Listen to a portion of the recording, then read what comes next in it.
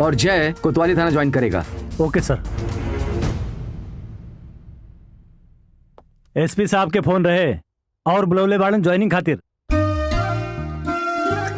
उनका ड्यूटी के चक्कर में ब्यूटी खराब होता, बात बुझाते नहीं है। का बात बा बेटा, एसपी साहब काहे बुलौले बाड़े? अरे माई, कौनो नया जिम्मेदारी देवे खातिर बुलौले हुए हन। माई तू हमनी दोनों बेटन के आशीर्वाद दे दा कि हमनी कभी फर्ज से पीछे ना हटी। हमार आशीर्वाद तू लोगन पे हमेशा बा। हाँ चाची, हमनी का जो कुछ भी बानी जा तोहरे आशीर्वाद से बानी जा। अब एगो आशीर्वाद और दिहा, कभी भी हमनी के जोड़ी पे केहू के नजर ना लगे। हाँ माई, हमनियों के आशीर्वाद दा कि सीता और उर्मिला की जोड़ी ऐसे ही बनल रहे। हाँ माई, काजी तू लोगन के जोड़ी भगवान करे ऐसा ही बने रहे। हाँ चाची, तनी आशीर्वाद भरपूर दिहा है लोग के। और हाँ, तनी मुनी समझाइयो दिहा घर के कारोबार, सब्जी उब्जी बनावे आवेला कि ना, काम करे आवेला कि ना। अच्छा, ज्यादा होशियार मत बनी, समझली ना? ना तो फिर पता चली कि ड्रेस देख के ए जय, बस हो गई, अतना मत दे भाषण, चल। मैंने बोल देनी तो अगला ठिठिया है। चल।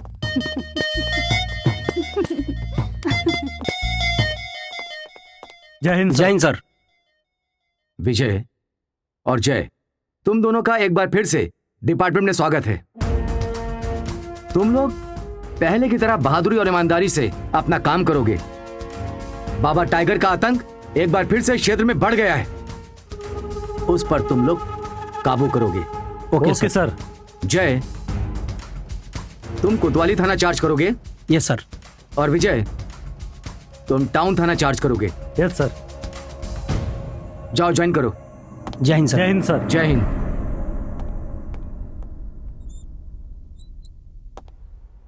जय विजय के अचानक पोस्टिंग हमारा समझ में नहीं आवत।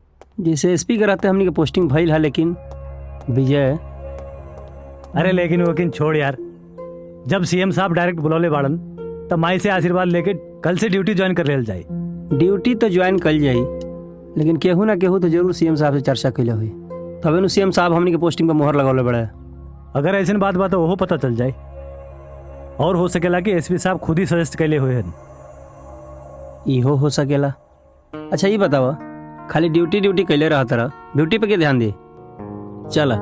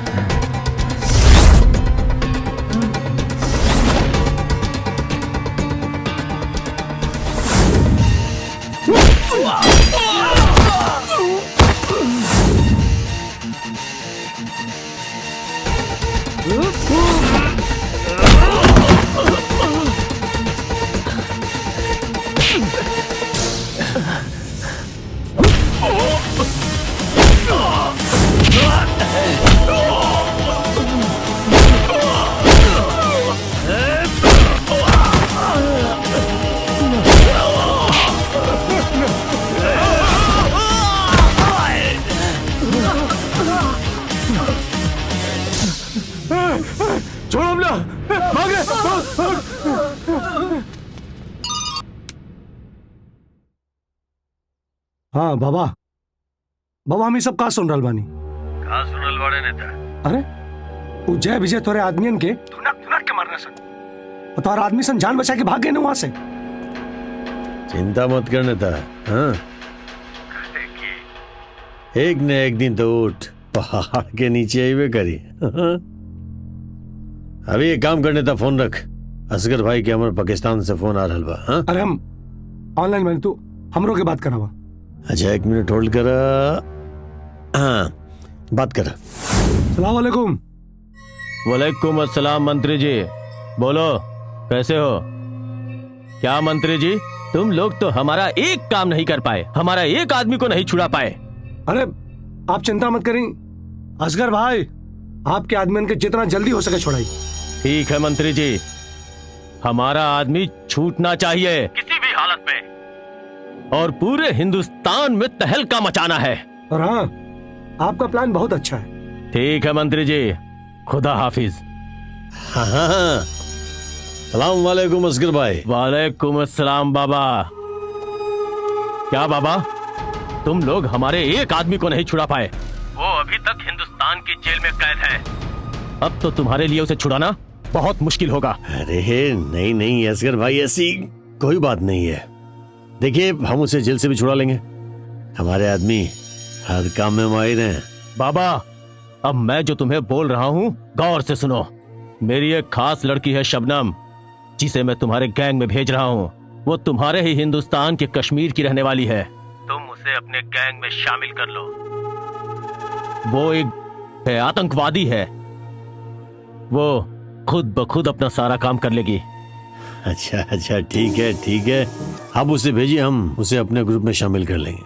ठीक है बाबा, खुदा हाफिज। खुदा हाफिज खुदा हाफिज।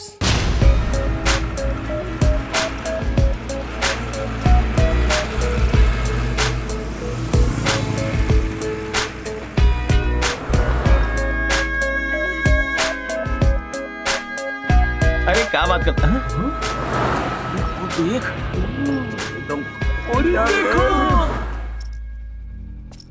अरे रे, हो देख, बस पहुंच गया। ओए होए होए होए, आज तक जतरा बन गई। हाँ चल। ए, होश में रहो। अरे चल छोड़ हमरा के।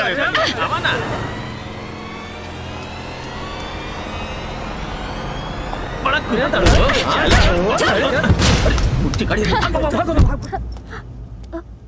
ए, इस सुनसान रास्ता में क्या हो तू और क्या करता रू? नहीं कुछ नहीं, मैं तो अपने घर जा रही थी। मैं शहर में पढ़ती हूँ ना, यहीं बगल के ही गांव में मेरा घर है। अच्छा भइल कि पुलिस वाला आ गई, न तो आज तार के ले आने रहे। आइंदा से ख्याल रखिए। हाँ चला गाड़ी में बैठा छोड़ दी। नहीं नहीं, मैं तो बस रोज जाती हूँ, मैं चली जाऊंगी। अच्छा, थैंक यू सो मच। चलो ठीक बा, ध्यान रखिए। Thank God.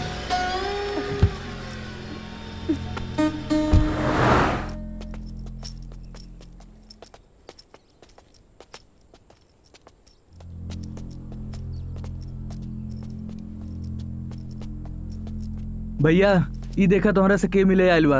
हाँ, क्या नाम है तुम्हारा? मैं शबनम। असगर भाई ने मुझे सब बताया था। एक काम करा, एक तनी ले जा तनी और आराम उराम कर बाबा। और सुना, कोनो दिक्कत ना होगे कि चाहिए, बढ़िया से ध्यान रखिए। जाओ अब आप आराम करो। और हाँ, अब से तुम्हारा नाम शबनम नहीं है, कजरी है। यहाँ पर सब कजरी बुलाएंगे तुमको। ओके ठीक है। यार जिंदगी में सब कुछ करिया, लेकिन ये पुलिस वालन से प्यार मत करिया। बिल्कुल सही बात बाड़ू। हमार बिटिया हुई ना तो हम ओकरा के अपन क्रिया दिला दे कि तू कोनो पुलिस वाला से प्यार मत करिया। सोनम रानी, ई करे खातिर हमनी लोगन के अपना पुलिस वाला जय विजय से बियाह करे के पड़ी, तब जाके बेटा बेटी होई ना। ये बात तो ठीक कहलू, लेकिन यार ये दोनों पुलिस वालन के हमने खातिर टाइम कहाँ बा कि बिहार के बात करस। हाँ, एगो उपाय बा हमरा लगे, ई दोनों लोगन के अपना काबू में करे खातिर। का? बोले तो ट्राई कर जाए।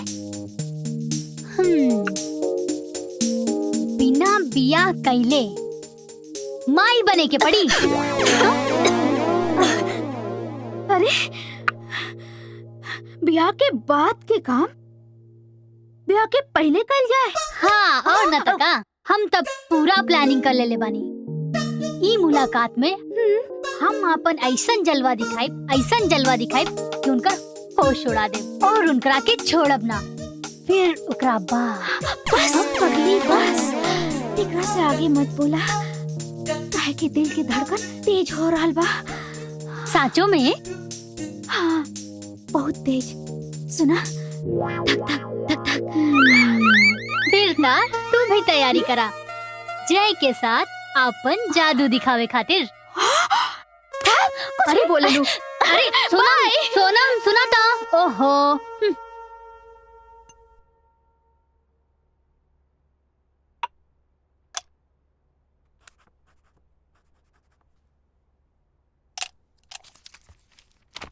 ला ये फाइल जय के ऑफिस में दे आओ। यस सर।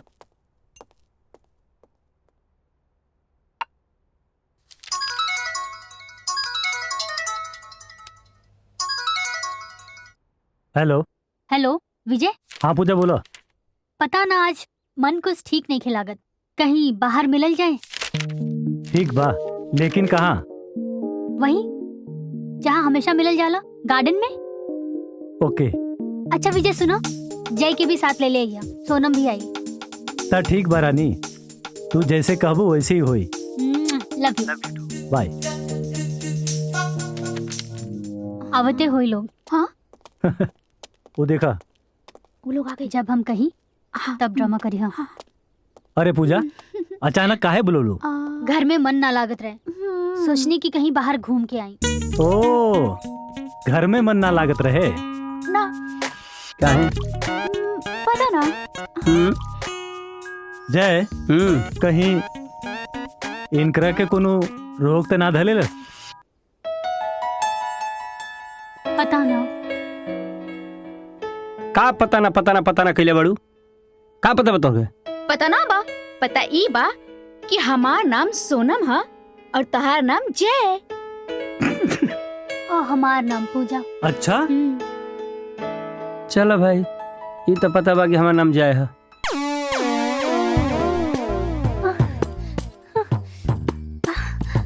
पूजा पूजा अरे अरे अरे का भइल? पूजा एकर तो तबीयत खराब हो गई। विजय एकरा के घरे ले जा, एकरा आराम की जरूरत बा। ना सोनम। पूजा ठीक बा, जय हम जाता नहीं। चला आगे बढ़ा। चला आराम से पूजा। संभाल के संभाल। अरे रे तू कहाँ जाता रहा? जाए तो ना, काहे दाल भात में मुसरचंद बनत बड़ा। हाँ अच्छा ई नाटक भाई जा, चलो तोहर व्यवस्था कर दी।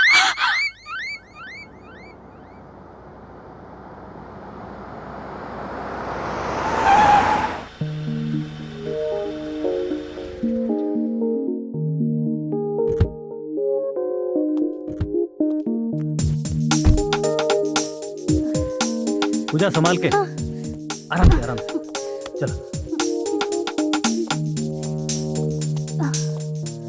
बैठा।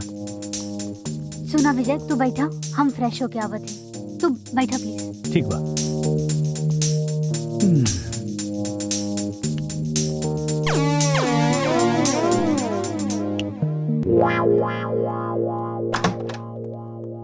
लेकिन के का हो जाला अचानक?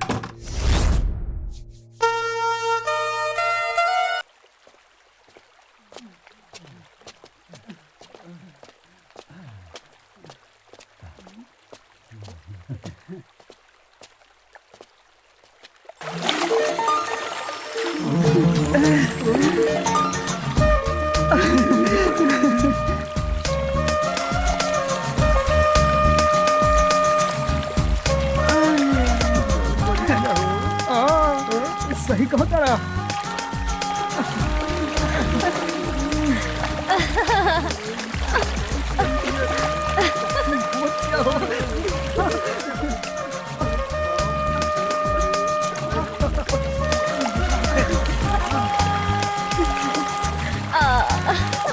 ई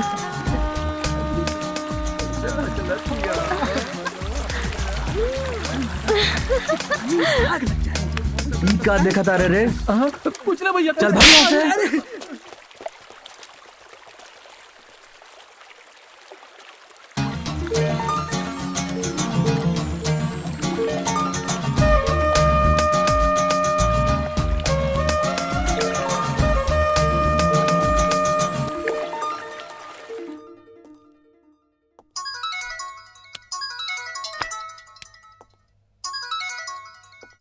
यस सर। विजय, कल आतंकी अब्दुल को जिला अस्पताल चेकअप के लिए ले जाया जा रहा है।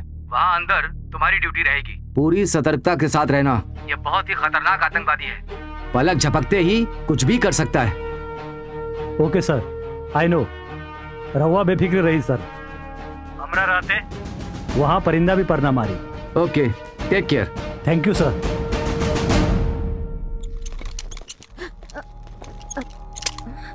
एक मिनट।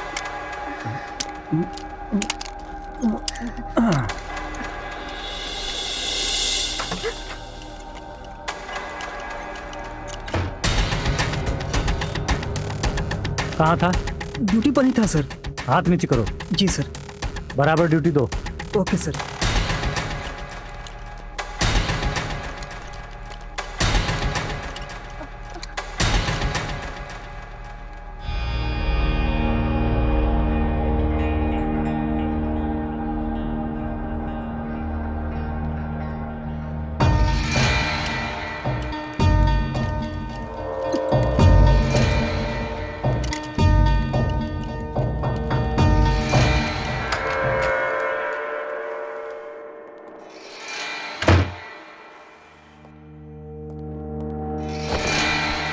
यहाँ से कोई गया? हाँ सर, एक नर्स और साथ में पेशेंट।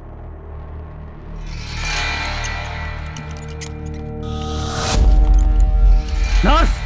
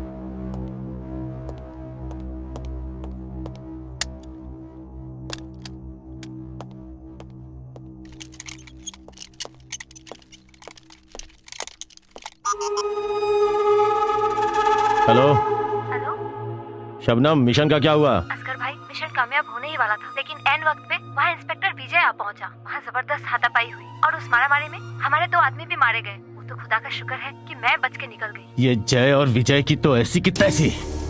लगता है इन दोनों का कुछ न कुछ तो करना ही पड़ेगा। इंस्पेक्टर, तुम्हारा तो अब खैर नहीं। एक तरफा ही सही, प्यार तो प्यार है, उसे ना सहे मुझे बेशुमार है। आई लव यू जय। गीता जी, गीता जी, मैडम गीता जी। हाँ? कहाँ खोल रहनी है मैडम? कुछ ना, बस ऐसे ही। और ओ। बताएं? सब ठीक है बा? खोल रही जेकरा बारे में सोचा था नहीं ना, वो रहुआ के मिले वाला नहीं खे।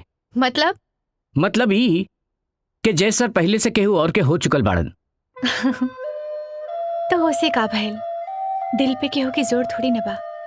ना, दिल पे जोर लगवले रही, अगर कुछ ना होई ना तो हम बानी। तू खाली सपना देखत रहा, समझला? हेलो हेलो मत कर, अपना बाप जय के फोन दे पहले। काहे? माई की आवाज पसंद आइल का?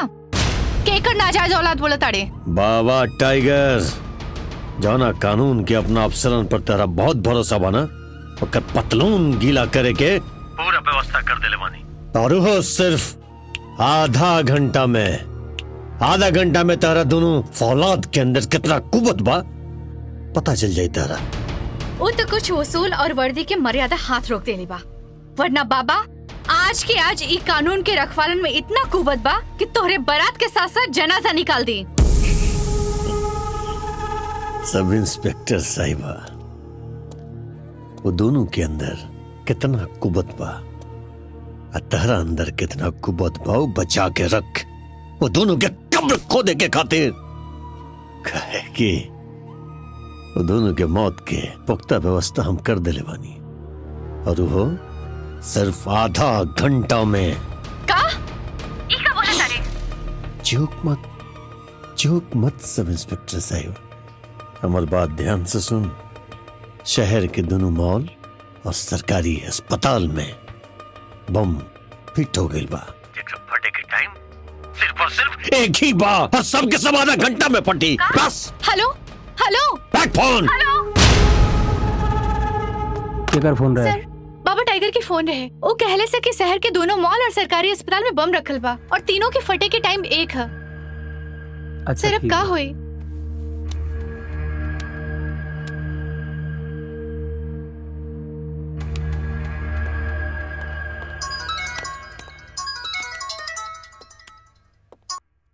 अजय बोल।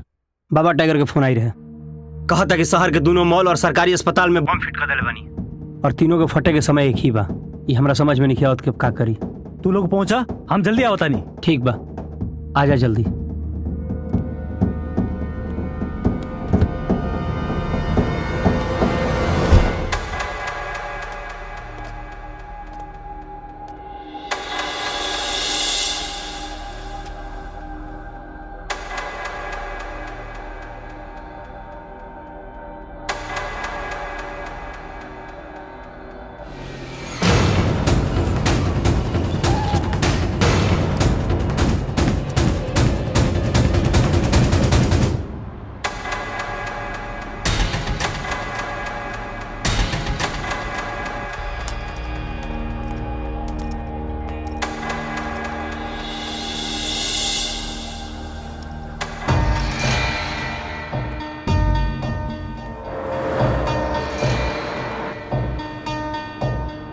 कम फास्ट, समय बहुत कम बा। जी।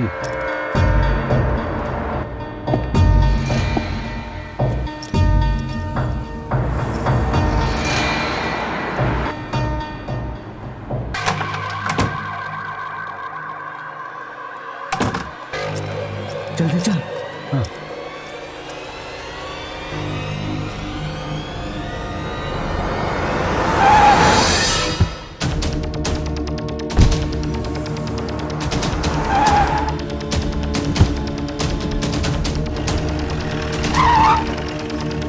चल जल्दी करो।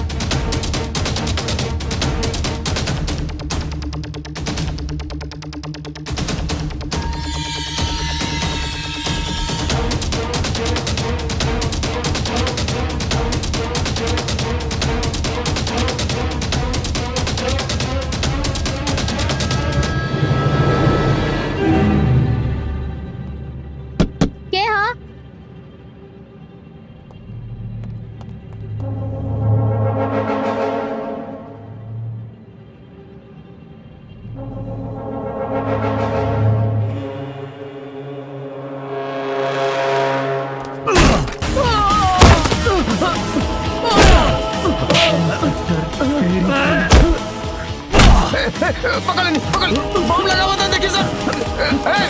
रुक। ए स्टॉप, रुक जा वरना हम गोली मार दे। रुक जा। चल फेंक दे, सच कहता नहीं। ठीक है, कुछ न करिए, हम जाता नहीं।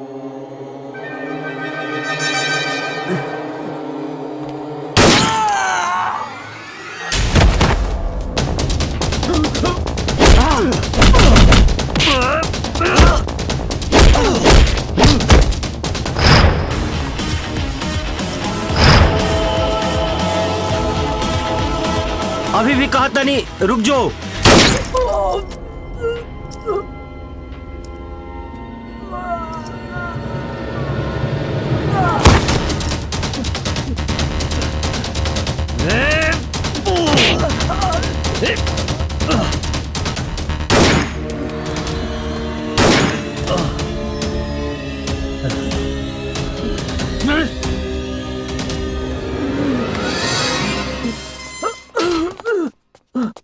अरे इंस्पेक्टर, तानी के जानत नहीं कि हमनी के बाबा टाइगर के आदमी बानी जा। अच्छा, हेलो रहुआ बाबा टाइगर के आदमी है? हेलो। जय, ये मैं क्या सुन रहा हूँ? हाँ सर, तीनों जगह के बम डिफ्यूज हो गइल बा और बाबा टाइगर के गुंडा पकड़ा गइल बा और गलती से एक के गोली लग गइल बा, एगो पकड़ा गइल बा। नो प्रॉब्लम, कुछ गलत नहीं है सर। जो गिरफ्तार हुआ है वो सब उगलेगा, उससे उगलवाओ। ओके सर। जय, केकर फोन रहे? एसपी साहब के। का कहत रहलन? कहत तरह की जे भी पकड़ाई बा ओकरा सारा राजू गुलवाए के पड़ी। इतना आसान नहीं के, ये सब साला लोग वादा के बड़ा पक्का होकेलन।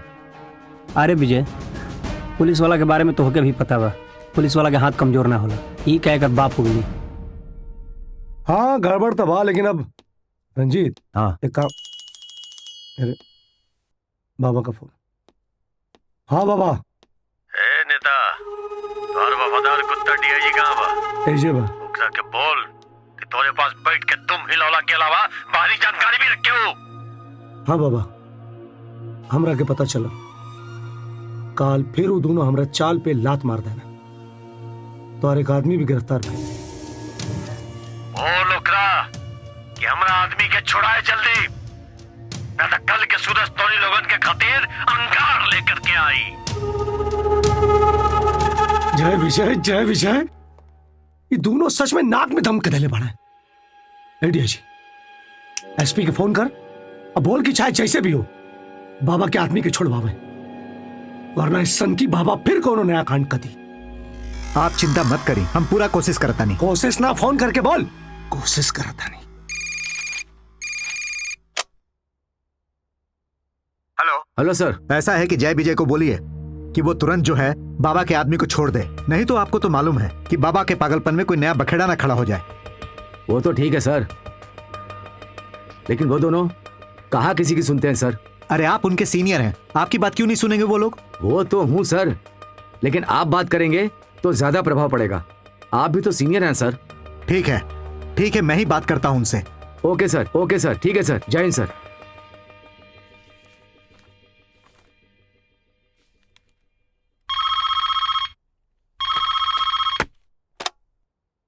हेलो। हेलो विजय।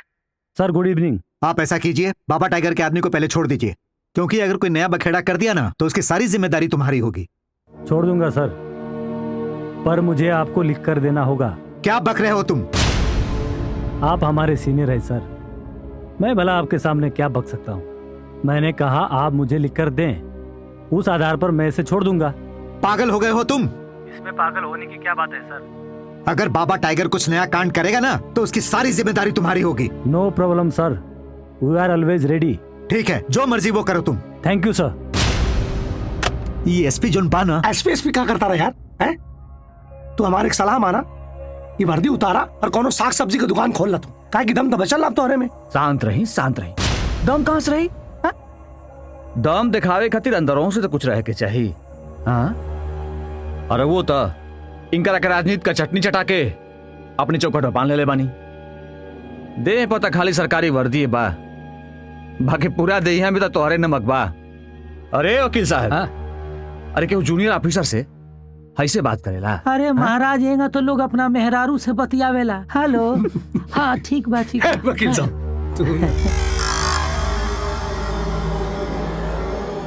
ठीक है, अब लागत है कि हमरे के कुछ करे के पड़े। बाबा क्या कर रहे हो तुम? दोनों की कुंडली हमने मंगाई है। पता चला है कि दोनों की दोस्ती बहुत मजबूत है। तुम लाख चाहने के बाद उनका कुछ भी नहीं कर पा रहे हो बाबा। अगर आतंक के पौधे में जंग लग जाए तो सड़ जाता है। हमें आतंक को मजबूत करने के लिए उन पौधों को आतंक से सींचना पड़ेगा, सींचना, और उनके दिमाग में आतंक का पानी भरना पड़ेगा। तब जाके जड़ मजबूत होगी। तुम्हें बेरहम बनना होगा, कसाई बनना होगा, तब जाके आतंक मजबूत होगा। तब तुम कुछ कर पाओगे। हमें हिंदुस्तान को बर्बाद करना है, बर्बाद। अच्छा अच्छा ठीक है, सब्र रखो असगर भाई। नहीं बाबा, किसी भी हालत में हमें मोहम्मद चाहिए। मोहम्मद तो तुम्हारे पास सही सलामत पहुंच जाएगा। नाम का तो बाबा हूं, लेकिन काम तो कसाईयों वाला ही करता हूं। ठीक है, खुदा हाफिज।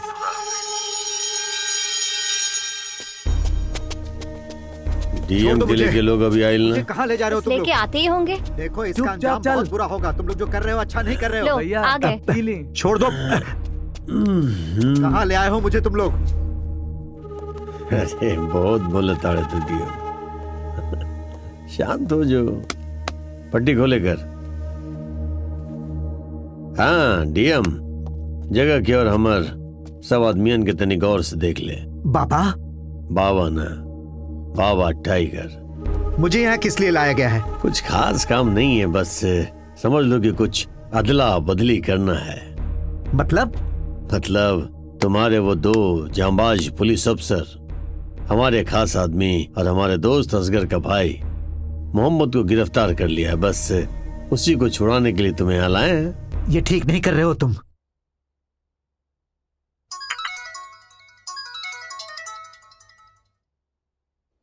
हाँ विजय। यस सर। अभी अभी पता चला है कि जहानाबाद के डीएम अविनाश मिश्रा जी को अगवा कर लिया गया है। और जानते हो इसके पीछे माओवादी संगठन के मुखिया बाबा टाइगर का हाथ बताया जा रहा है। और साथ ही ये भी पता चला है कि बम विस्फोट के दौरान अपने पकड़े गए आदमियों को छुड़वाने के लिए उसने ऐसा किया है। Follow officer. Okay sir. क्या हो, केकर फोन रहा है? एसपी साहब के फोन रहे। वो बाबा टाइगर डीएम साहब के किडनैप कर ले बा। कोनो चिंता करे के बात नहीं है। बाबा टाइगर का औकात जानता नहीं हम। वो सिर्फ हमनी के ब्लैकमेल करता और कुछ ना। हम सुन ले बानी, बाबा टाइगर बहुत खतरनाक आदमी बा। अब का हुए बेटा? अरे माई कुछ ना हुई, तू चिंता मत कर। हमनी जाके डीएम साहब के छुड़ा के ले आए। वो बाबा टाइगर कुछ ना कर पाए। चल जाए। अब तुम लोग क्या करोगे? तुम लोगों को कोई बात समझाई जाए तो समझ में तो आती नहीं है, और आएगी भी कैसे? तुम लोगों का जो काम करने का तरीका अलग है। अब निकालो अपना नया तरीका और बचाओ डीएम को। पर एक बात का ख्याल रखना कि उनको एकदम सुरक्षित लाना है। लेकिन इसमें गलत क्या किया सर? वाह, गलत क्या किया है? जब पिछली बार मैंने कहा कि उसको छोड़ दो तो तुम लोगों ने मुझसे लिखित मांगा था। आज मैं तुम लोगों से लिखित मांग रहा हूं। गारंटी लोगे कि डीएम सुरक्षित वापस आएंगे? जाओ, बाबा टाइगर से सुरक्षित डीएम साहब को छुड़ा कर ले आओ। और एसपी, समझाओ इन लोगों को, समझाओ तुम। यस सर, हम उस पर जल्द से जल्द कार्रवाई करेंगे और उसे गिरफ्तार करेंगे। और एक बात का ख्याल रखना, मुझे पल पल की खबर चाहिए कि क्या हो रहा है। ओके सर। हमारे ख्याल से विजय, बाबा टाइगर के कॉल का इंतजार करना चाहिए। सर, हम अविनाश जी के पत्नी पुष्पा बानी और वो अस्थमा के रोगी हवन। देखिए उनकर पंप भी छूट गइल बा। अगर उनकरा कुछ हो गइल तो हम का करब? रहुआ चिंता ना करी, अविनाश बाबू के कुछ ना होई। हमने उनके खरोच भी ना आवे देव। हाँ मैम, जब तक हमनी के बानी जा उनकरा के कुछ ना हुई, भरोसा रखिए। का भइल? डीएम के बारे में कुछ पता चलल का? ना, अभी तक कुछ पता ना चलल, लेकिन बाबा टाइगर के फोन के इंतजार बा। देखा अब का हुई बेटा? कहीं ऐसा ना होके कि वो आप लोगन की प्रतिक्रिया के इंतजार करत होके, काहे कि आज सवेरे ही डीएम साहब के अगवा कइल गइल बा। बाबा टाइगर के भी कोनो संदेश ना आए। बाबा टाइगर उस शख्स के नाम है कि कोनो भी अंजाम देवे से पहले वो कल के बारे में सोचेला।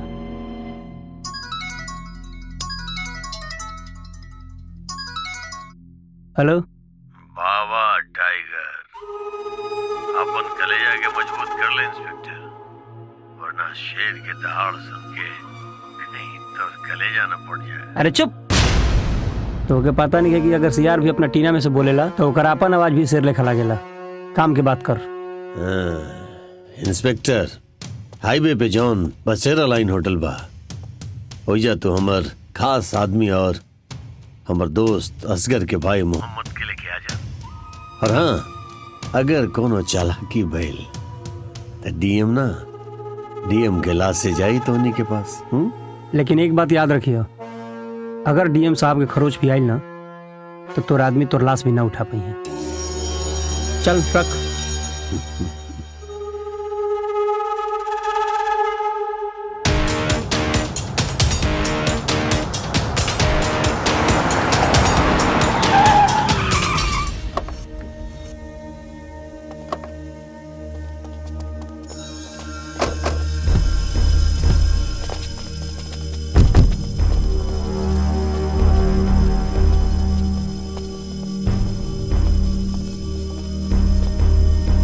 देखा, हम तोरा डीएम के बिल्कुल सही सलामत यहाँ लेके आयल बानी।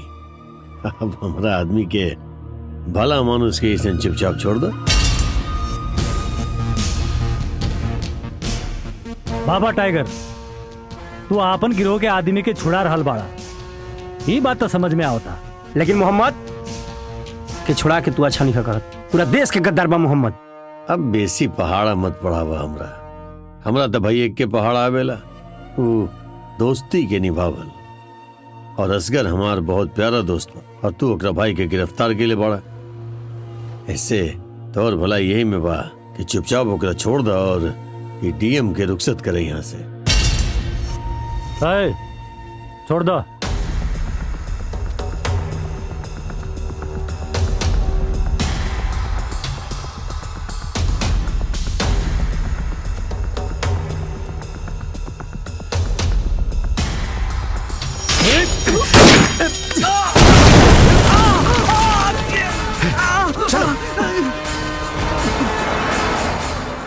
धोखा, बाबा टाइगर के साथ धोखा इंस्पेक्टर।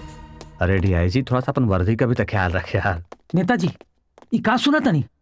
अरे इतना अंधाधुन फायरिंग कोइला असर दोनों जय विजय वा कि बाबा के जान बचा के भागे के पड़ गई हा। उनकर आदमी शेरा मारल गई। डीएम के का भाई? दोनों लेके गइले सोकरा के।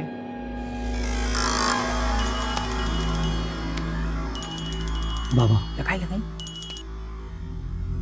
बोला बाबा। ए नेता, इतना उदास का है बड़े हो? तोरा पार्टी में केहू के मौत हो गइल बा का? बाबा मजाक मत करा, हमरा के सब खबर मिल गई बा कि का भइला। अब हमरो दिमाग सनक गइल बा।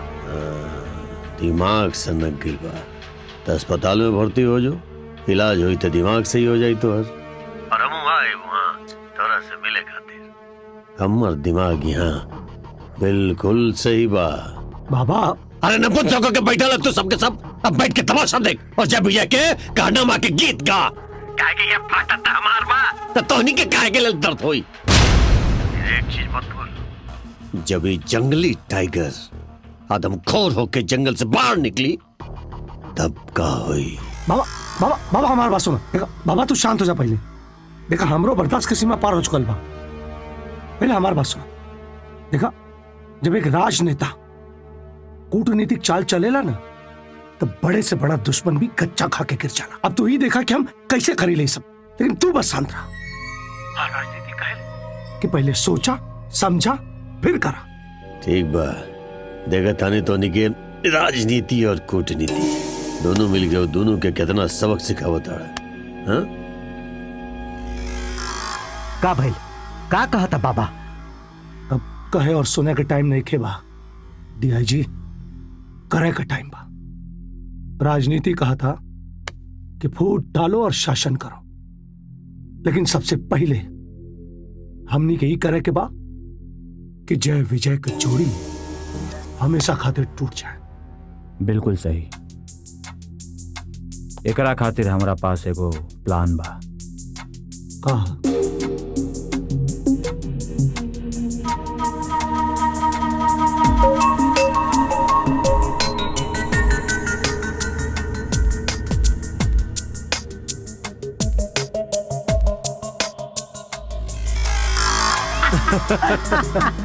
गुड, बहुत बढ़िया।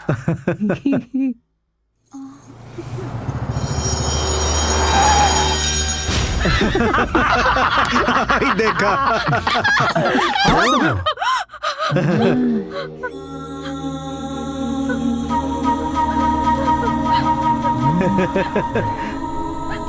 नेताजी, जय का सबसे कमजोर नस दबा दी, खुदे साला तड़प के मर जाए।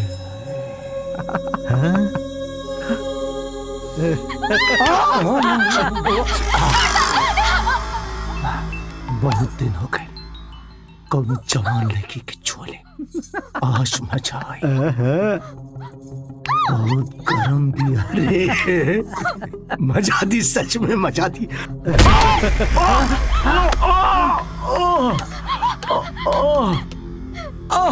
कुर्सी भी बड़ी जालिम चीज बा यार, एकरा चक्कर में आदमी कैसन कैसन चीज भुला जाला है।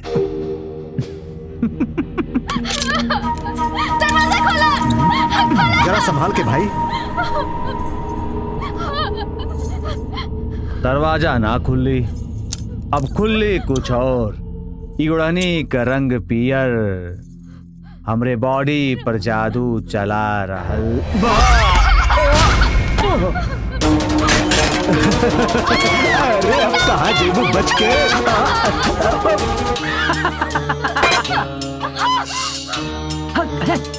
मरी मत खा। अरे बाप रे, अरे कहाँ जेबू?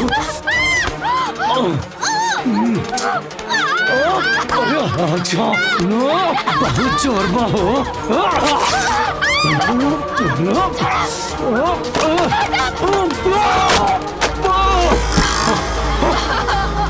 जी पकड़ करा के। कहाँ जेब? नहीं का। अरे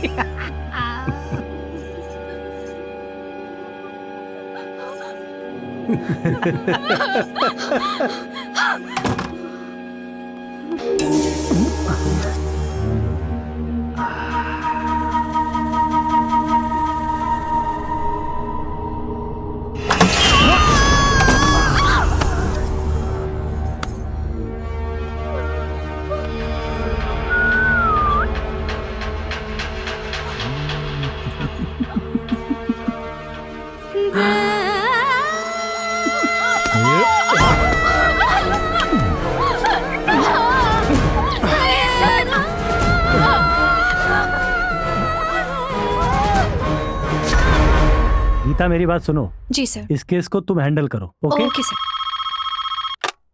हेलो हेलो विजय। यस सर। तुम ऐसा करो, तुरंत जो है डीएम मार्ग पर बंगला नंबर 47 में पहुंचो। उस जगह पर सेक्स रैकेट का धंधा चल रहा है। मैंने जय को वहां भेज दिया है। तुम अपने साथियों के साथ तुरंत वहां पर पहुंचो। ओके सर। गीता जी move fast. Okay let's go. मंत्री जी। हाँ एकदम चौचक रहल। मजा आया। हाय मैं बर्बाद हूँ। हाय देखा वकील साहब के। उपवास टूट गल। ऐसे लजात बाड़े जैसे पता ना कौन पाप का क्या होता रहे। इनका से मिली, इनका से मिली। हंस ले, तू लोग के जितना हंसे के बना हंस ले। अब हम तोहनी की असलियत मीडिया के सामने लाइव।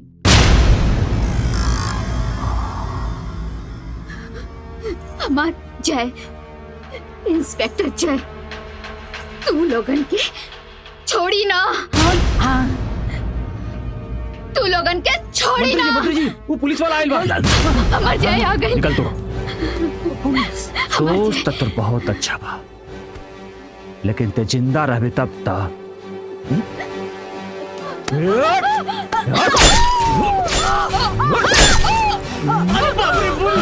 निकलो, जल्दी निकलो। अरे केना लुकाई आया बाबा।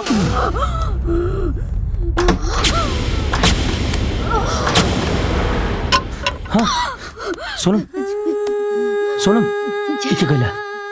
हमके नाम बताओ, हमके नाम बताओ सोनम। सोनम हमके बताओ, हम बानी ना, कुछ ना हो तो के। तू नाम बताओ सोनम, सोनम, सोनम, सोनम, सोनम। अरे ये तो सोनम भैया। ये का कहले, एकरा के मार देले ना विजय, हम कुछ नहीं किए। अरे हम तो सपना में भी ना सोचले रही कि तू ऐसा काम करबे। यकीन कर विजय, हमार हम ही खून के गिले। चुप, एकदम चुप। हाथ में खून से लथपथ चाकू लेके कहताड़े कि खून हमने खिगेले। अरे कैसे यकीन करी तोहरा पे। विजय तू हमारे दोस्त हो के हमारे पे यकीन ना करबो। तो के लागत था हम जिकरा से प्यार करबो, कर मर्डर करब। यही देख के तो हैरान माने हम कि तू का कइले। गिरफ्तार करा एकरा के। ए, लाश के पोस्टमार्टम खातिर लेके चला। जी सर। विजय, विजय हम फिर कहा था नहीं हमारे यकीन करा।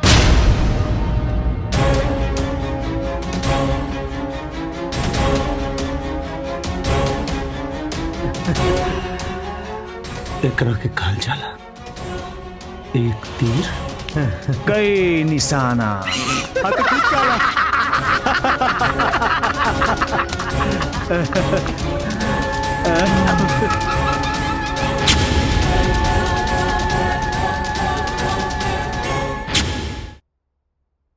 मिलॉर्ड, सबसे पहले मैं माननीय अदालत को यह बता देना चाहता हूं कि मुजरिम जय सिंह उस दिन बंगले पे सेक्स रैकेट का पर्दाफाश करने के लिए गए थे।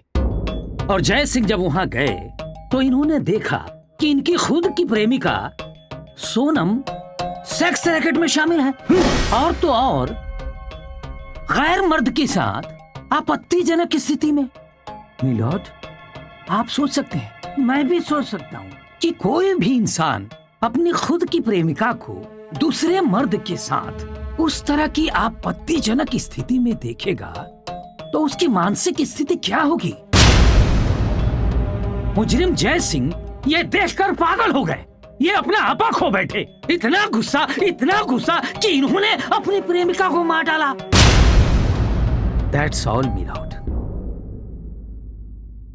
पेश किए गए तमाम सबूतों और गवाहों को मद्देनजर रखते हुए अदालत इस नतीजे पर पहुंची है कि मुलजिम जय ने ही सोनम का खून किया है।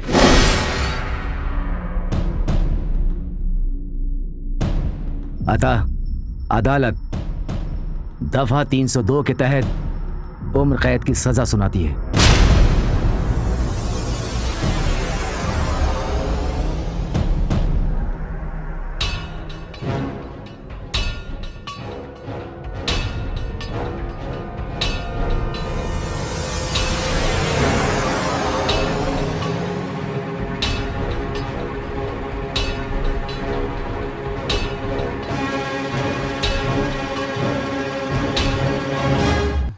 हेलो हेलो सर, हम पांडे हवलदार बोलता नहीं। बहुत बुरा खबर बा। का भइल? जय सर जेल से भाग गए सर। का कहता रहते? जी सर। कहा भइल है डीआईजी साहब? अरे वो जयवा जोन बाना जेल से भाग गई।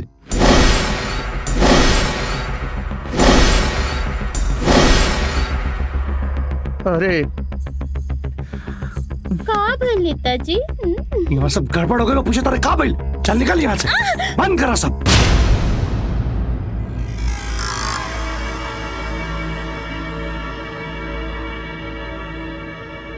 जय रुक जा, जय। जय सर। अरे हम कहता नहीं, रुक जा। जय सर रुक जाइए। ए जय रुक।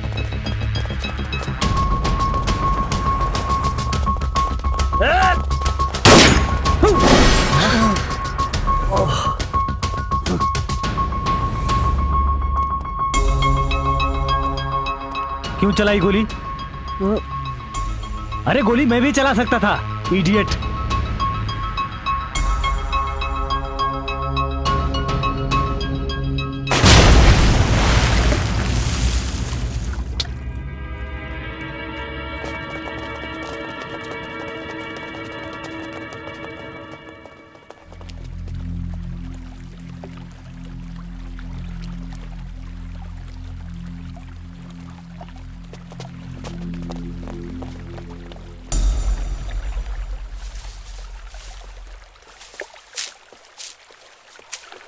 सर मेरे हिसाब से जय सर यहाँ नहीं है, हमें कहीं और देखना चाहिए। बराबर देखो, यहीं कहीं होना चाहिए। सर जय सर को गोली लगी थी, मुझे नहीं लगता कि अब वो जिंदा है भी या नहीं। ना गीता ना, हमरा पूरा विश्वास बा जय मरल तो नहीं खे। ए होने जाके देख।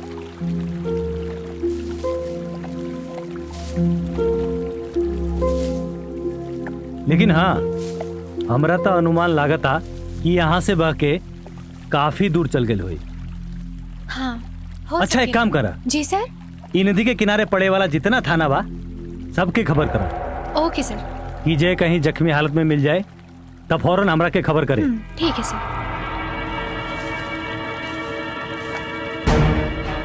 Hello hello. रामगढ़ थाना। जी मैडम। हम सब इंस्पेक्टर गीता सिन्हा बोला था नहीं। जी बोली मैडम। अगर राहुल लोगन की कोई लाश या फिर कोई जख्मी आदमी मिले 26 से 27 साल तो हमने लोगन के तुरंत इन्फॉर्म करें।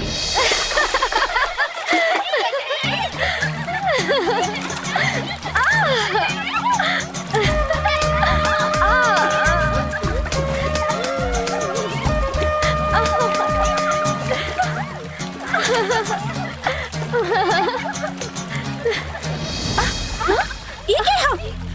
ये क्या है? पकड़ा पकड़ा। कौन है? ये क्या है? अरे ये तो इंस्पेक्टर जय है। हाँ हाँ चलो चलो इनका के लेके चलो। चलो पकड़ा पकड़ा।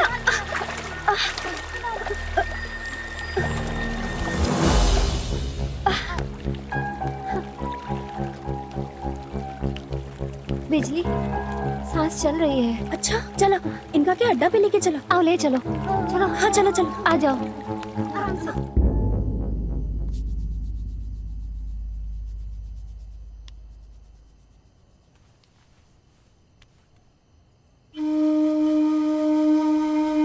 बेटी इतना घबराए के कोनो जरूरत नहीं खे।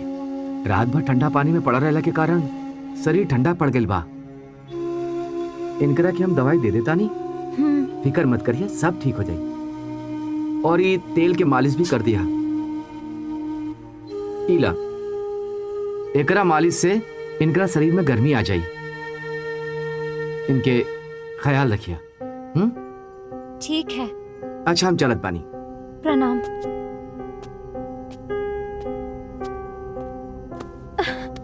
जय। अरे वो मर गए महाराज। अरे तू बात हमरा के लागता ऊ जयवा के गंगा मैया बड़ी दूर तक बहवा के लेके चल गई हो। अरे रंजीत बाबू कैसे मान लिहल जाए कि वो मर गई जब तक ओकर लाश ना मिल जाए। अरे महाराज जी जब बोली उल्टे बोली। अरे जल समाधि ले ले होई तब लाश कहाँ से मिली प्रभु?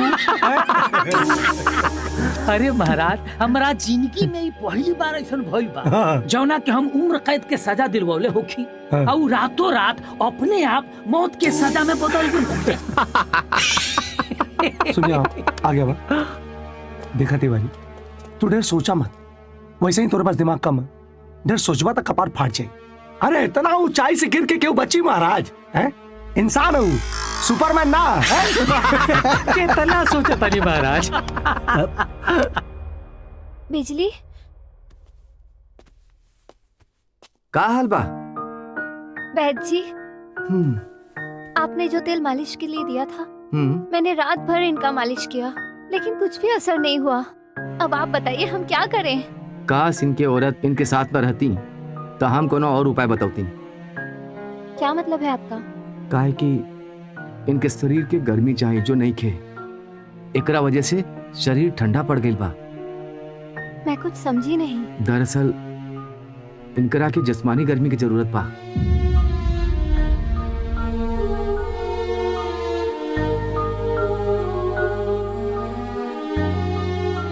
अच्छा हम चलत बानी।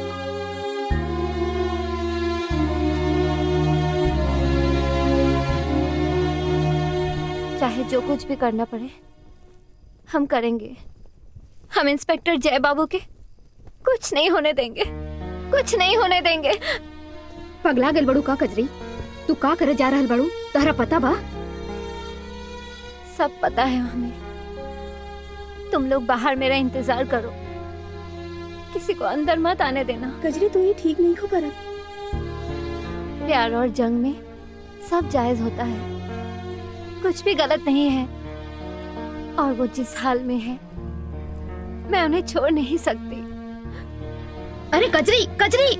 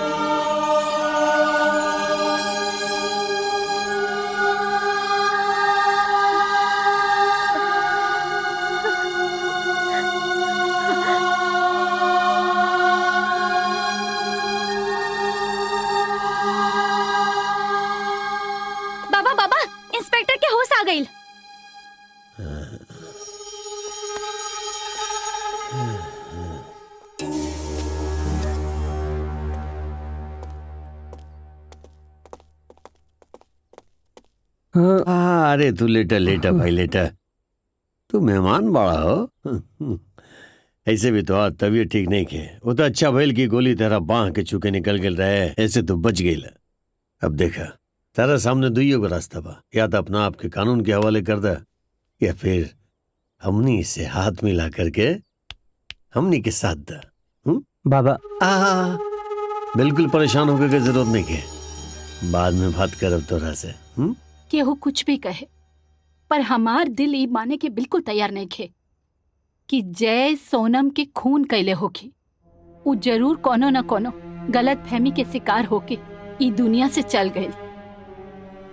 हो सकेला माई कि सच्चाई कुछ और होके, काहे कि सोनम हमार बेस्ट फ्रेंड रहे। वो हमरा साथे ही कहीं बाहर जात रहे, पता ना ऐसन कैसे हो गई। लेकिन विजय तो ये कहत रहे कि सोनम के पेट से चाकू जय निकालत रहे। विजय जय के सोनम के पेट से चाकू निकालत देख ले रहे, चाकू मारत ना। सच्चाई और कुछ हो सकेला। ठीक बा माई, थोड़ा देर खातिर हमरा और बात मान लेता नहीं, लेकिन जेल से भाग के जय खुद अपना गुनाह पर सच्चाई के ठप्पा लगा देले। कहा जरूरत है जेल से भागे के? ना वो जेल से भागते और ना पुलिस वालन की गोली के शिकार बनते। खैर ऐसन बात नहीं खे माई कि विजय दुखी नहीं खे। वो कानून के हाथे मजबूर होके जौन कुछ भी कैलन, ओकरा खातिर वो हमनी से ज्यादा दुखी बाड़न। इंस्पेक्टर, तारा गिरफ्तारी और तारा प्रेमिका के कत्ल के पीछे किक्कर हाथ बा, ये तोरा मालूम हो के चाहे ना मालूम हो के, लेकिन हमरा अच्छी तरह से मालूम बा तारा पीछे के बा। मत देखा हमरा तरफ ऐसे, कि जो ना शासन और प्रशासन के खातिर तो हमरा से आज तक लड़त रहना जान के बाजी लगा के, वही शासन और प्रशासन के हाथ बैग पीछे तोरा हिम्मत बद सुना हम जौन बोलत बानी। अब फैसला तोरा हाथ में बाकी का करबा का ना करबा।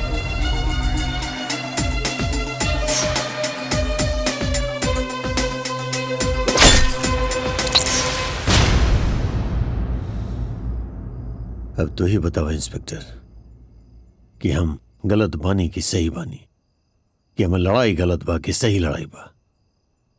फैसला तोरा हाथ में बा।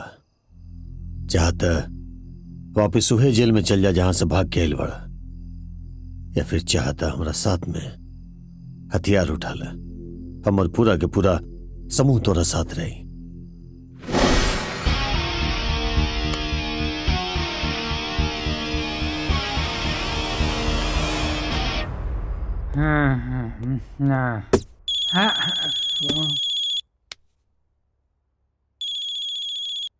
हेलो के?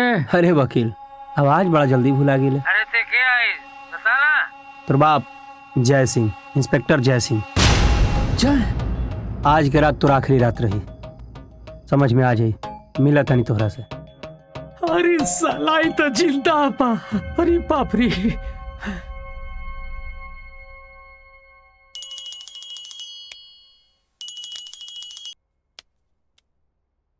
बोल वकील। नेताजी जिंदा बा। क्या जिंदा बा? जय जिंदा बा नेताजी। का? हाँ बाबा, हाँ हमरा के मारे को कहता साला, हमरा के मारे आवता। अरे हमरा के बचा ली नेताजी।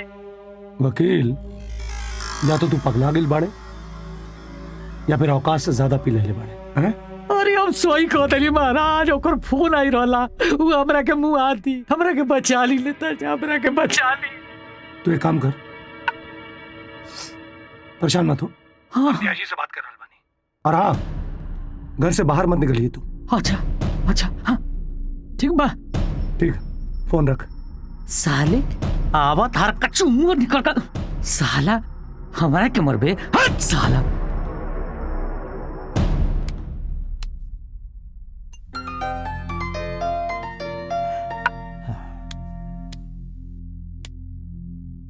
हाँ डिया जी।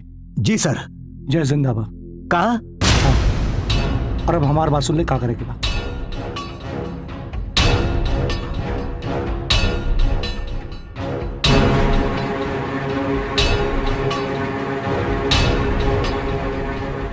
आप एकदम चिंता मत करिए, हम ओके देख लेते हैं। ओके। हेलो विजय। यस सर। जय जिंदा है। अच्छा, उसने अभी जो है ना, वकील आकाश को जान से मारने की धमकी दी है। What? तुम तुरंत वहां पहुंचो और किसी भी तरह उसको जिंदा गिरफ्तार करके यहाँ ले आओ। ओके सर, ओके।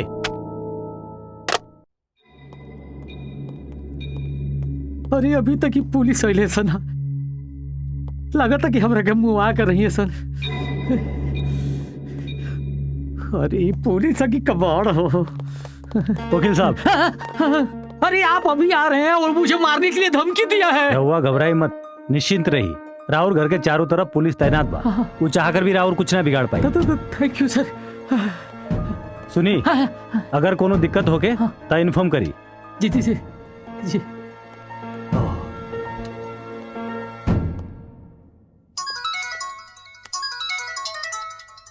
Excuse me. ओके सर।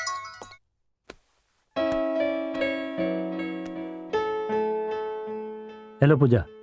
हाँ हाँ विजय, विजय तू जल्दी से घर आ जा। विजय हमरा के ऐसा बुझाता कि घर के आसपास के घूम रहल बा, हमरा के बहुत डर लग रहल बा विजय। ठीक बा। हाँ हाँ विजय, हाँ विजय तू जल्दी आ जा विजय। हम आओ तनी। यस। गीता जी सर। तू यहाँ के ख्याल रखा। पूजा के फोन आयल रहे और वो कह दिया कि घर के आसपास में कोनो संदिग्ध आदमी नजर आयल बा। ठीक बा सर, रहुआ हो जाए, हम एजे संभाल लेब। हम आओ तनी। ओके सर। मैडम, हाँ जैसे जिंदा बानी जान के बहुत खुशी हुई। ठीक बा, लोग ठीक ही कहले। जाको राखे साइया, मार सके न कोई, बाल न पाका कर सके, जो जग बैरी होए।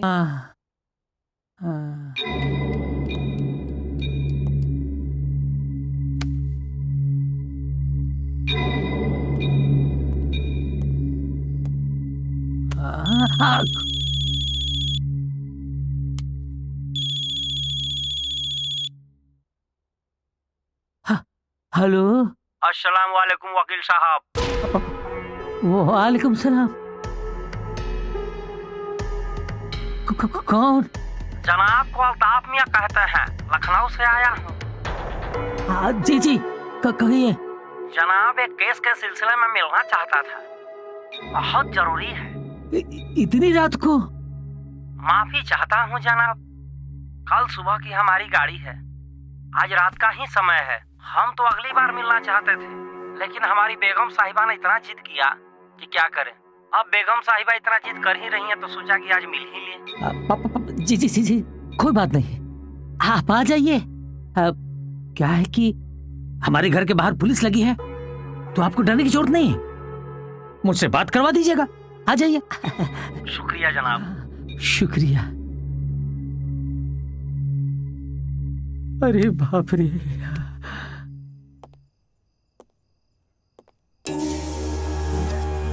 रुकिए, आप लोग कौन? वकील साहब से मिलने आया हूँ, वकील साहब से बात हुई है। एक मिनट, मैं बात करती हूँ।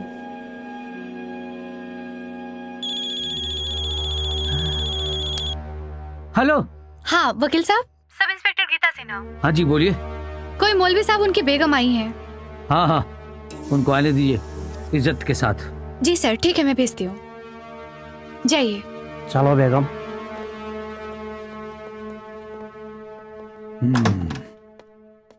आदाब। आदाब। बैठिए। आदाब। आदाब। बैठिए बेगम। जनाब, आप किस सिलसिले में बात करना चाहते हैं? क्या है ना वकील साहब, हमारा उम्र 55 है और हमारी बेगम का 17 है। तो हम दोनों घर से भाग के निकाह कर लिए हैं। अब इनके घर वाले आरोप लगा रहे हैं कि ये नाबालिग है। इसी सिलसिले में आपसे बात करने आए हैं। अच्छा, ये 17 की है, ये कैसे पता चलेगा? जरा शक्ल तो दिखाइए। शक्ल दिखा दो वकील साहब को। आप माफ कीजिएगा जनाब, मोहतरमा 17 की तो नहीं लग रही हैं। बेगम, जरा जलवा दिखाइए वकील साहब को।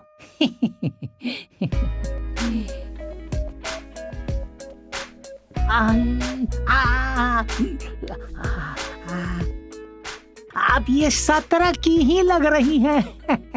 पूरा। क्या है ना वकील साहब, हाँ जाना। आप तो बेगम घर से भाग गई ही हैं, तो इसकी 19 साल का सर्टिफिकेट बना हुआ है और इसको कोर्ट में सही साबित कर देना है। हो जाएगा, लेकिन फीस 4 गुना लगेगा, 4 गुना। अरे वकील साहब, आप जनाब मुंह खोलें, आपके मुंह में बारूद भर दूंगा। अब बारूद क्यों? बारूद क्यों? बारूद क्यों? मौत के सामने देख लेता तो रुआ कांप गई।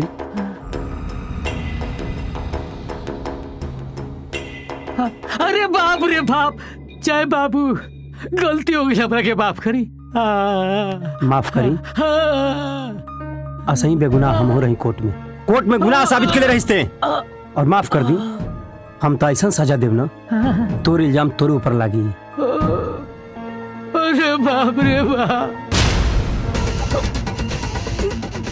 ए वकील, तोर व्यवस्था कर देले बनी, जैसे हम बाहर जाए ते ऊपर मरे दे।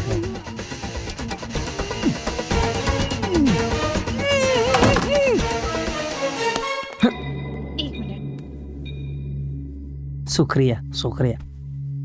चला। जय सर, ये मौलवी तो जय सर जैसे लगा था।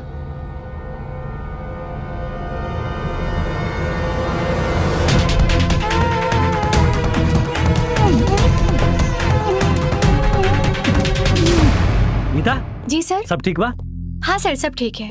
अभी कोई गाड़ी बंगले से बाहर जात रहे, कोई आयल रहे? हाँ सर, कोई मौलवी साहब और उनके बेगम आयल रही, लेकिन हम वकील साहब से पूछ के अंदर भेजनी। मौलवी बेगम? Oh no.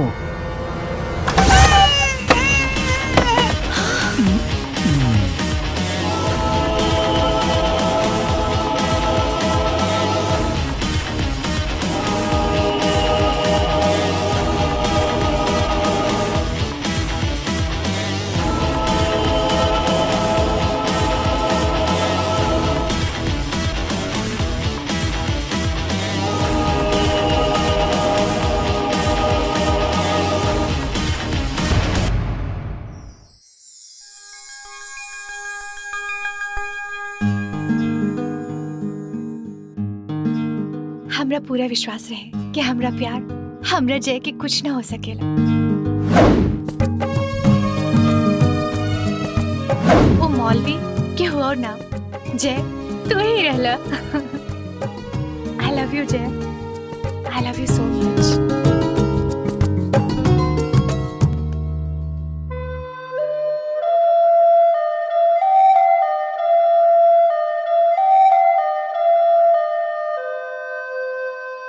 कितने आश्चर्य की बात है, हमारे जेल से भागा हुआ एक मुजरिम जिसे हमारे ऑफिसर्स गोली का निशाना बनाकर मृत घोषित कर दिए थे, और वो अपने जीवित होने का सूचना भेजता है। और तो और छोड़िए, वो पुलिस की आंखों में धूल झोंक कर घर में घुसकर पंखे से लटका करके हत्या कर देता है, और हमारा डिपार्टमेंट हाथ मलता रह जाता है। सर, हमें ये नहीं भूलना चाहिए कि वो कोई आम मुजरिम नहीं है, वो हमारे डिपार्टमेंट का एक ऑफिसर है। उसे हमारी गतिविधियों की और समझ की भी जानकारी है। उसे पकड़ना इतना आसान नहीं है सर। वाह एसपी साहब वाह, आप तो उसकी ऐसी तारीफ कर रहे हैं जैसे कि वो बहुत बड़ा देशभक्त है।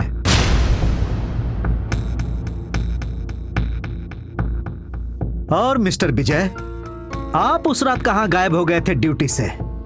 एक्चुअली सर उस वक्त सॉरी सर, बीच में बोलने के लिए माफी चाहूंगी, लेकिन सर की मंगेतर का फोन आया था, तो मैंने ही बोला सर आप चले जाइए, हम संभाल लेंगे। वाह, खूब संभाला आपने, खूब संभाला। आपकी आंखों में धूल झोंक के वो घर के अंदर चला गया। सर माफी चाहूंगी, लेकिन हमने आकाश जी से इजाजत लेके उन लोगों को अंदर भेजा था। उन्होंने बोला कि वो उनकी क्लाइंट है।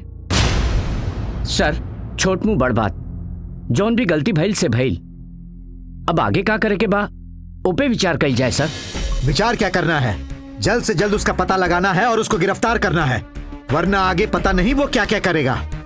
नो कमेंट सर, हम जल्द से जल्द उसे गिरफ्तार कर लेंगे, क्योंकि हमारी कई खुफिया एजेंसी भी इस पर काम कर रही हैं सर। गुड, वेरी गुड, बहुत अच्छा। हमें इसी तरह पूरी मेहनत और लगन से काम करना है कि कोई और मुजरिम ना भाग सके। अगर ऐसे ही होता रहा ना तो जनता और मीडिया को जवाब देना बहुत मुश्किल पड़ जाएगा। नो प्रॉब्लम सर, हम जल्द से जल्द उसे गिरफ्तार कर लेंगे। ओके, अब आप लोग जा सकते हैं। ओके सर।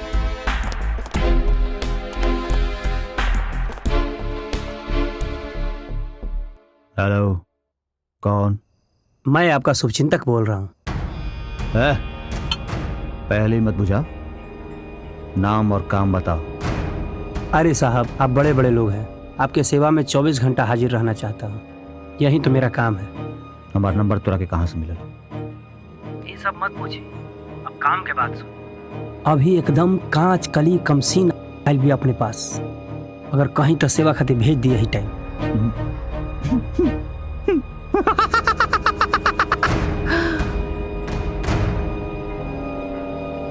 बात में तो दम बा,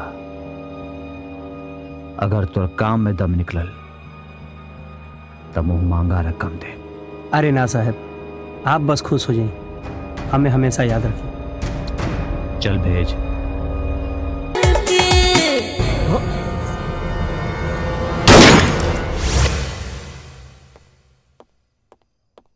गीता, जी सर। एगो बहुत जरूरी खबर मिलल बा। ओ का सर? जय बाबा टाइगर से मिलल बा और वो ओकरे साथ में रहता। अब तक जितना घटना भइल उस सबके अंजाम वही देता।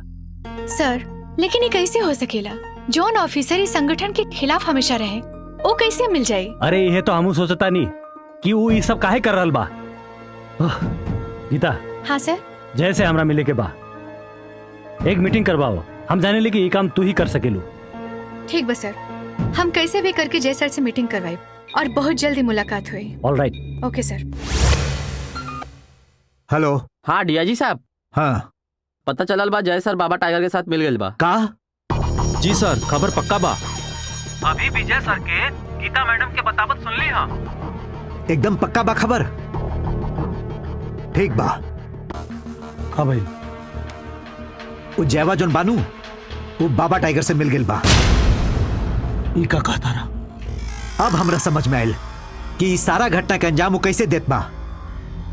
अस्तीन का सांप बबुआ लेके देख ले।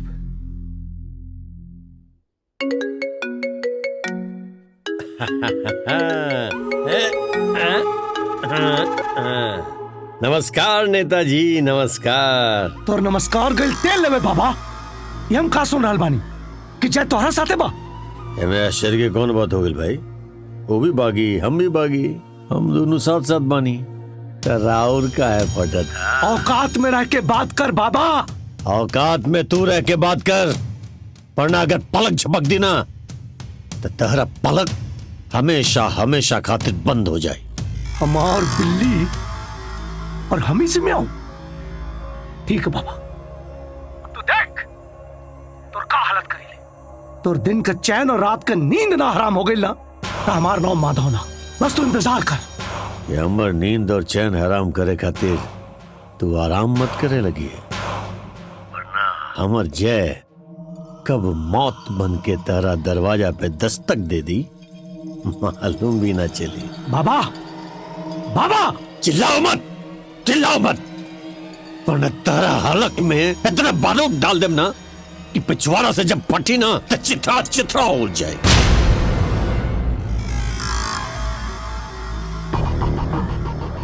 बाबा,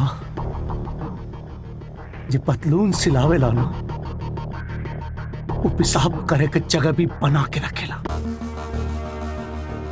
हम तोरा के पल्ले बानी ना तो तोरा के मिटावे कभी कुव्वत बा हमरा में। अब तोरा के हम बताइब कि हमारा औकात का बा।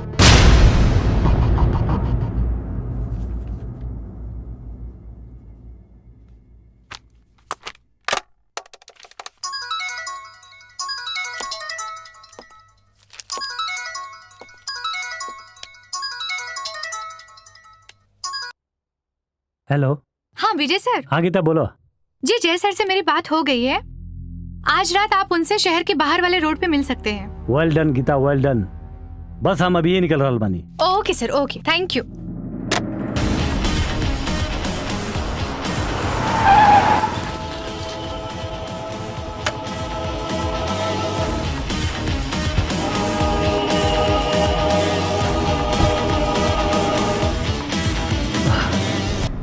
देख जय, हम तोर दोस्त हैं, दुश्मन ना। हमार बात ध्यान दे के सुन। ते हमार बात सुन। ते हमार दोस्त रहले, अब ना। अब ते सिर्फ हमरा खातिर एगो पुलिस अफसर बाड़े और हम जेल से फरार एगो कैदी। काम के बात कर, सिर्फ काम के बात। तो काम के बाद सुन, सारा पुलिस डिपार्टमेंट के पता चल चुकल बा कि तू बाबा टाइगर के खेमा में बाड़े। का कहल चाहते थे? का समझाओ चाहते रहे? अरे हम तोहरा के समझाओ के कोशिश करतानी कि बाबा टाइगर जैसे देश द्रोही के साथ मिलके जौन काम कर रहल बाड़े वो ठीक नहीं के छोड़ दे। वो सब का किले बनी हम? का कैले बनी? फिर से बोल। बोली ना, का किले बनी हम? वकील आकाश और बालू माफिया रंजीत के मर्डर करके और कहताड़े के का कैले बनी हम? बिना अपराध के ते और तोर पुलिस डिपार्टमेंट हमके सजा दिहलस और ते आके नसीहत देता रहे हमरा के। हम तोरा के ना नसीहत देता नहीं और ना ही हम तोरा के सजा देले रहनी। हम तो अपन वर्दी के खाली फर्ज निभावले रहनी। अरे सजा तो तोरा के कानून देहलस, काहे कि सारा सबूत और गवाह तोरे खिलाफ रहे। ते और तोर कानून के पास हमरा खिलाफ ना कोनो गवाह बा ना कोनो सबूत बा। जाहे दिन तोरा भी सबूत होई ना ते हमसे बात करिए। चल तनी हम। रे अजय, अगर तोर यही मर्जी बा तो अगला बेर सबूत के साथ मिलब। इंतजार रही।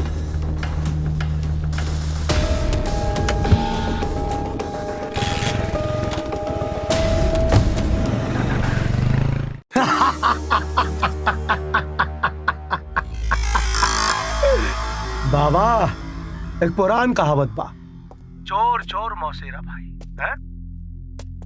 देखा बाबा, हमनी के आपस के लड़ाई में ना दूसरे का कुछ ना बिगड़ी, हमनिया का बिगड़ी जब बिगड़ी। और वैसे भी राजनीति कहे ले कि जनता के सामने तब तक हाथ जोड़ के खड़ा रहा जब तक कुर्सी हाथ में ना आ जाए। हमारी बात मान जा बाबा, फिर से हमने एक बार हाथ मिला ली, दोनों को फायदा हुआ।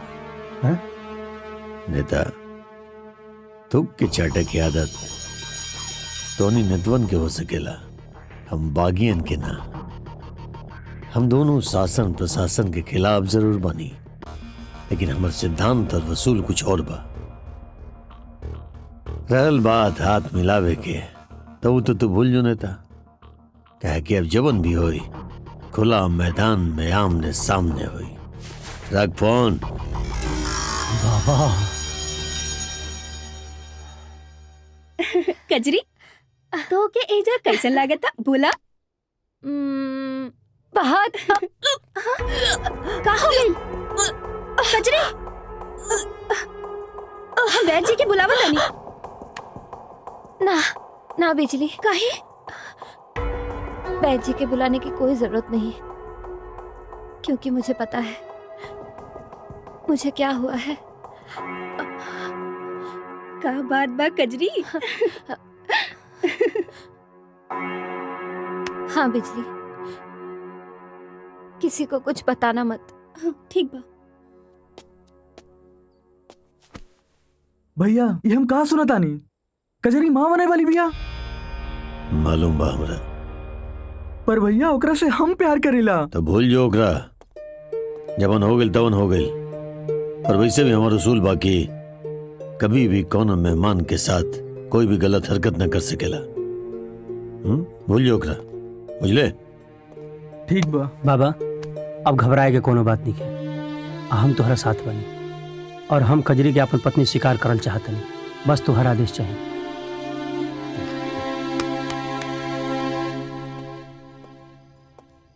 शबनम। शबनम? मैं शबनम नहीं, मेरा नाम कजरी है। शबनम, हमरा सब पता चल चुकल बा। बाबा टाइगर तोहरा बारे में सब बता चुकल बा। हाँ, तोहरा से कोनो गलती नहीं है भाई, काहे से तू हमार जान बचौले बड़। मैंने जो कुछ भी किया है इंसानियत की खातिर किया है। अगर तू ना रहतू तो हमार जान ना बची।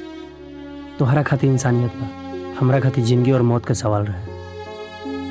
आखिर जिंदगी दिले बड़ू, जिंदगी संभाले के तोहरे के पड़ी। बस तू हाँ कहता, हम सब संभाल ले। हाँ।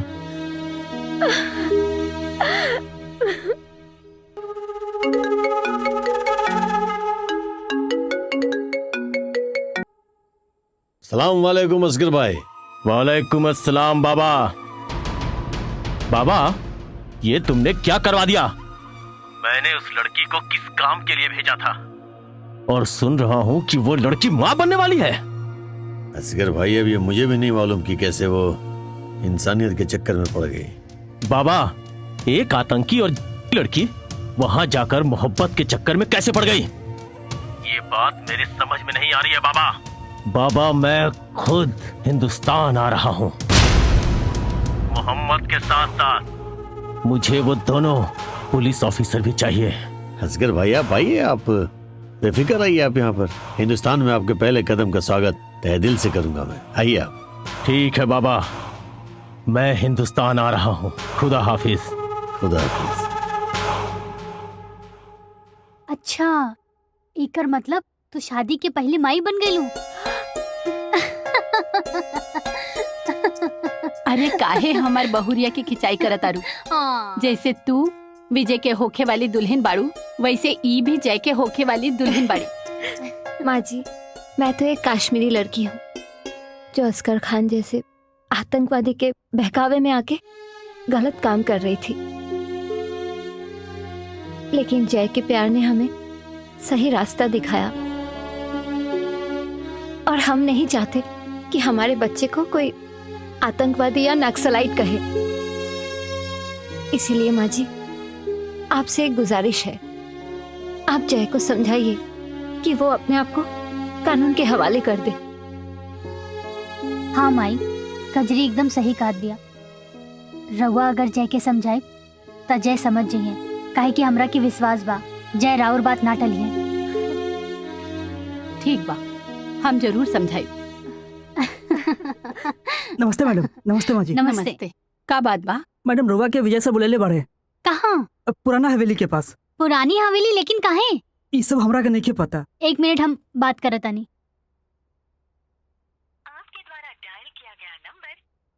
फोन नहीं खेलागत। चली चली मैडम, जल्दी बुलावले बढ़े। लेकिन अचानक कोनो फोन नहीं खेल। सब ठीक बा ना? हाँ ठीक बा। चला। हम वहाँ जाके क्या करेंगे? अरे चला ना, साथे चला, तू भी चला। अरे लेकिन काहे खातिर बुलाइले बाड़न? अरे कहाँ ले जात बाड़ा? माँ जी, हम तो वही करता नहीं जिस सर कहले बढ़े। लेकिन अचानक बुलाए क्यों है? अरे मैडम, हमरा का पता, विजय सर भेजले हैं सबके बुलावे अरे, खातिर। ऐसे आई कैसे? बैठी लेकिन- बैठी गाड़ी में बैठी।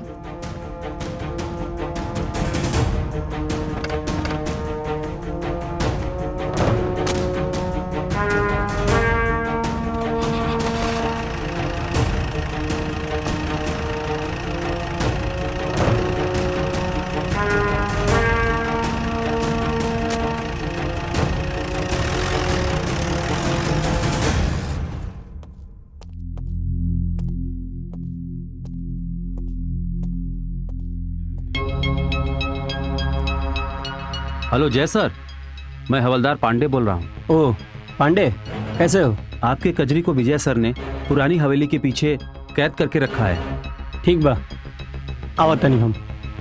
हेलो। हेलो विजय सर, मैं हवलदार पांडे बोल रहा हूँ। हाँ पांडे बोलो। सर आपके लिए बहुत बुरी खबर है सर। क्या हुआ?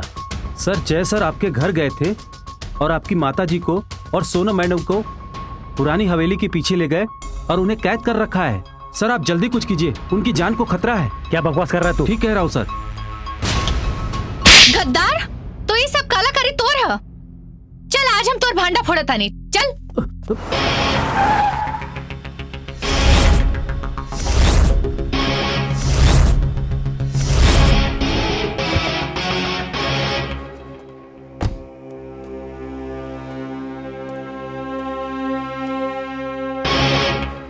कहे वाला ठीके कहले बा।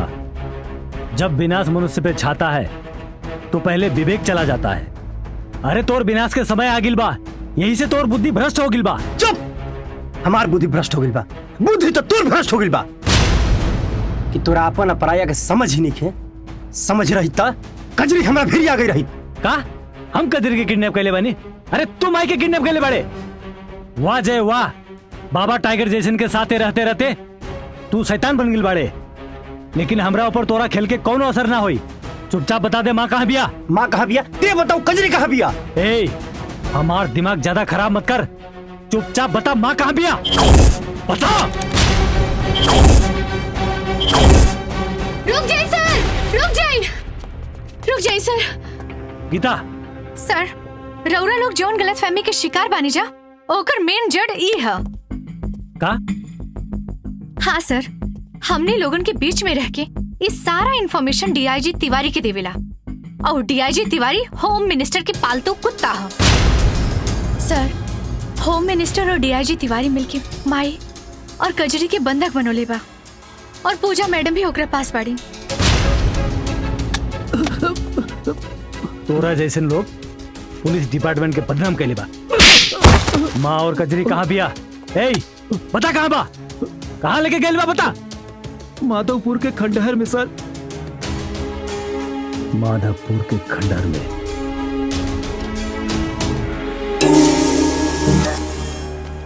ऊंट जब रेगिस्तान में चलेला ना, तो अपना ऊंचाई पे बहुत इतराला, और वह ऊंट जब चलत चलत पहाड़ के बगल से गुजरेला ना, तब ओकरा के ओकर औकात पता चलेला कि ओकर औकात चींटी से ज्यादा नहीं के।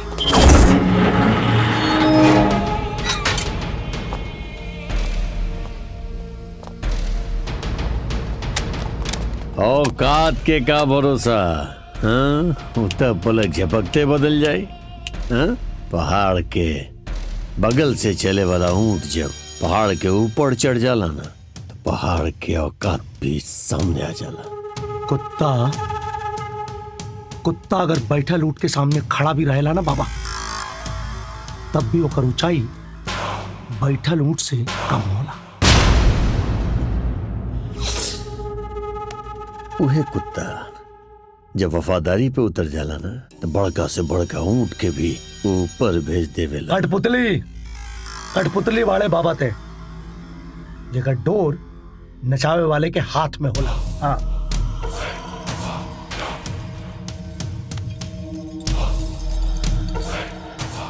गलती तो कर देले, ये दोनों के उठा करके बहुत बड़का गलती कर देले, तो खुद अपना हाथों अपना मौत के न्योता दे देले।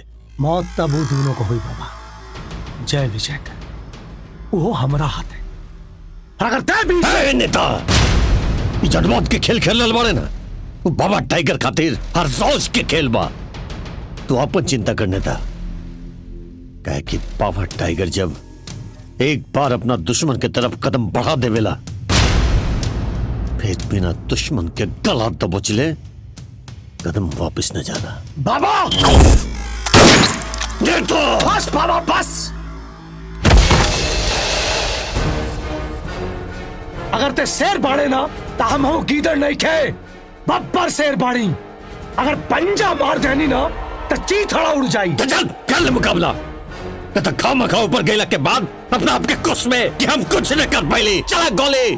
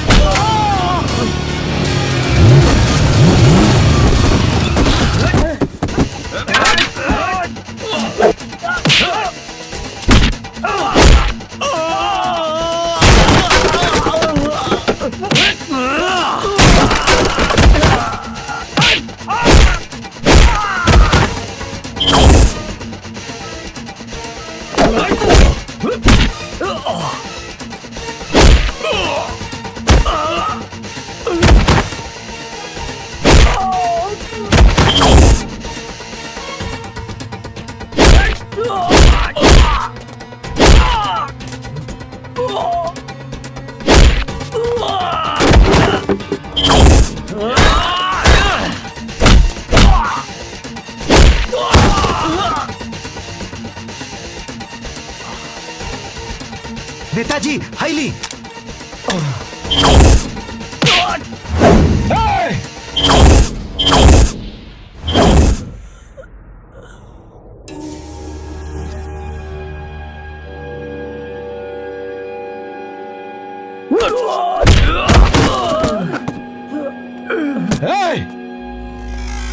सर्कस बंद, तोहनिया का इंतजार है।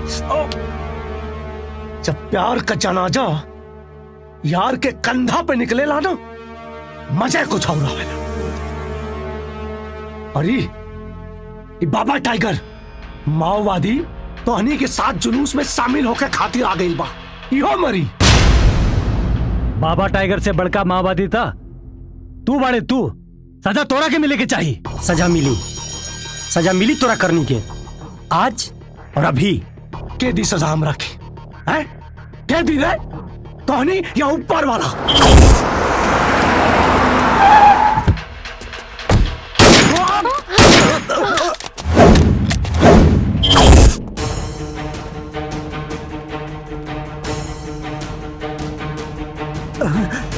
नेताजी, एक कलयुग है और हर इंसान के अपने करने की सजा एहजे मिलेला।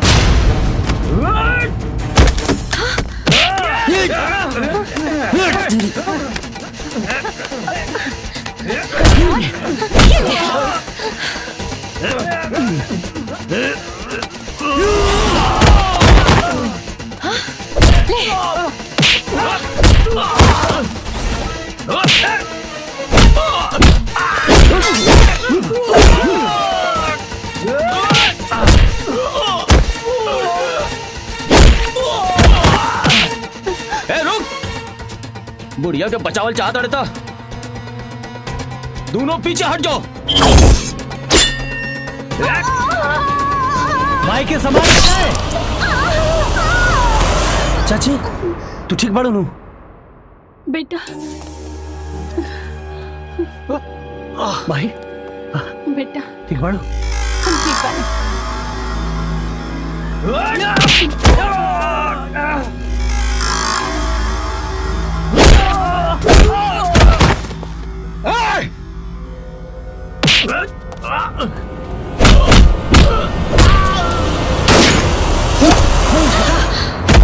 गीता, जय सर। गीता तोरा कुछ ना हो। हमारे साथ यहीं तक के हम बानी नु।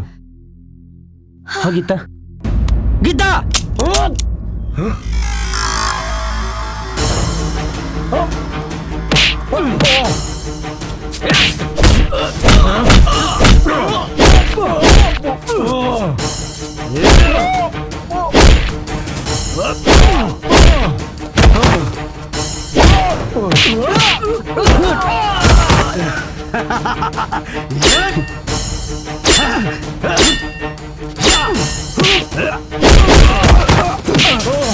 मंत्री की औलाद, सफेद पोश गुंडा, हमने नक्सलाइट ना रे। असली नक्सलाइट तो तू लोग बाड़े, तू लोग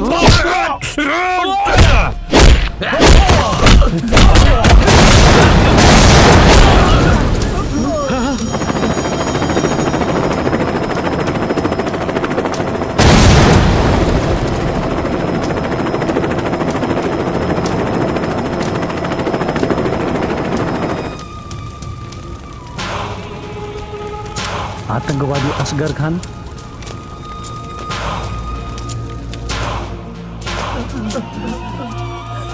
बाबा सुना है तुम आतंक का साथ छोड़कर इन मामूली लोगों का साथ दे रहे हो। असगर भाई, हमारा अपना कुछ उसूल है और अपने उसूल के खिलाफ तो हम कभी भी नहीं जा सकते। वाह बाबा वाह, दो मुंहा सांप निकला तो मान गए तुझे। कमाल कर दिया तूने। हमारा स्वागत इतनी बेरुखी से। असगर भाई, ये गद्दार हैं और गद्दारों के साथ सलूक ऐसा ही होना चाहिए। तो ठीक है बाबा, आज के बाद मेरी और तुम्हारी दोस्ती खात्म।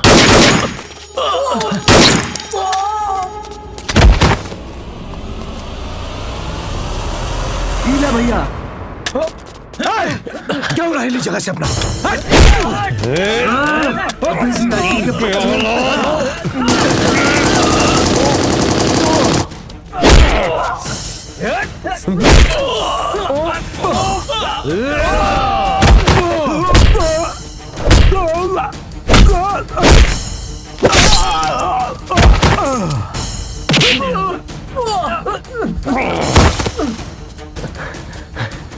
अच्छा हुआ शबनम तुम आ गई। चलो भाग चलते हैं, थोड़ी ही दूरी पे हेलीकॉप्टर हमारा इंतजार कर रहा है। हम यहाँ से भाग जाते हैं, कोई हमारा कुछ भी नहीं बिगाड़ पाएगा। चलो। तुम्हारे साथ? हाँ, हमारे हिंदुस्तान में मजहब के नाम पे न जाने कितने नौजवानों के दिमाग में जहर फैलाने वाले के साथ मैं भाग चलूं? कभी नहीं असगर खान। तुम्हारे जैसे लोग न जाने कितने ऐसे नौजवानों को गुमराह कर उनसे गलत काम करवा रहे हो। तुम्हारे जैसे लोगों का सिर्फ एक ही सजा है, मौत। शबनम,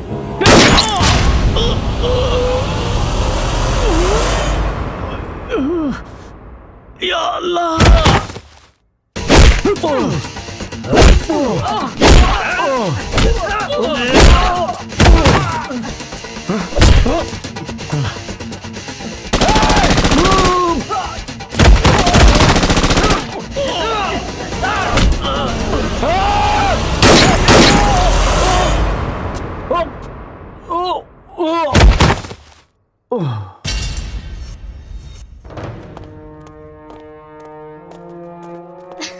जय, अरे हमारे माई। बेटा विजय, ठीक बाड़ो ना माई? ठीक बड़ा ना।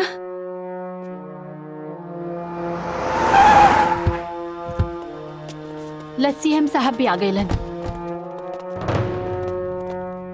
अभी अभी जानकारी मिली है कि यहाँ कोई हेलीकॉप्टर उतरा है, उसमें आतंकवादी असगर आया है क्या? सर आपको सही इन्फॉर्मेशन मिली है ये। वो आया था और अभी अभी मारा गया। हाँ हाँ। और हाँ सर, इस मिशन में हमारे होम मिनिस्टर और डीआईजी साहब भी मिले हुए थे। उनकी जन्म कुंडली की जानकारी है मुझे। वो भी मारे गए सर। वेल डन, वेल डन। और मजे की बात तो यह है सर, असगर को मारने वाली ये कश्मीरी लड़की है जिसको कभी उन्होंने गुमराह किया था। बहुत अच्छा, ये तो और खुशी की बात है। नमस्ते। इस कश्मीरी लड़की ने हमें जीने का सबब दे दिया है, इसलिए हम अपने पूरे गिरोह के साथ आत्मसमर्पण करना चाहते हैं। अरे स्वागत है, आओ। सर से एगो रिक्वेस्ट बा, हमने दोनों आदमी के जरूरी काम खातिर छुट्टी चाहिए। ई बेर 2 महीना की छुट्टी चाहिए, ताकि हम अपन दोनों बेटा के शादी करके दोनों बेटा बहू के हनीमून पे भेज दी।